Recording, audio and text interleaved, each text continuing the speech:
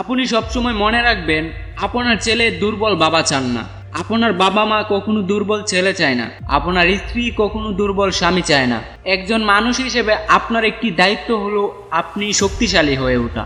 আর নিজেকে শক্তিশালী করার জন্য নিজেকে সেলফ মোটিভেশন করুন। হ্যাঁ, এটি পৃথিবীর সবথেকে বড় মোটিভেশন।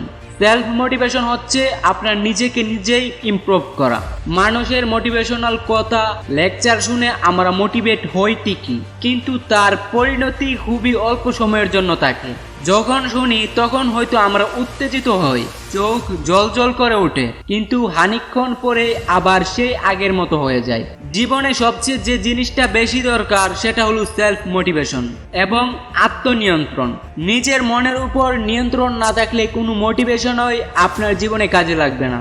একজন বিখ্যাত আমেরিকান লেখক বলেছেন, মোটিভেশন হচ্ছে নিজের ভিতরের আগুন। এটি যদি অন্য কেউ জ্বালানোর চেষ্টা করে তবে তা খুবই অল্প সময়ের জন্য জ্বলবে।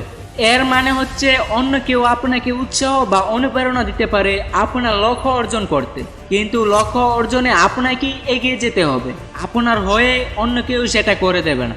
আপনার মধ্যে যদি আপনি নিজেই সেলফ মোটিভেশন বজায় রাখতে পারেন, তাহলে আপনি নিজেই একজন শক্তিশালী মানুষ হয়ে উঠতে পারবেন। আমার এই ভিডিও দেখে আপনি কখনোই শক্তিশালী হতে পারবেন না। আমার এই ভিডিওটা আপনাকে খানিকক্ষণের জন্য একটু ইমপ্রুভ করবে, সারা জীবনের জন্য নয়। তাই আপনার দরকার সেলফ মোটিভেশন, যেটা আপনাকে সারা জীবন ইমপ্রুভ করবে। আজকের এই ভিডিওটা এখানেই শেষ করছি। সবাই ভালো থাকবেন, সুস্থ থাকবেন। আল্লাহ হাফেজ।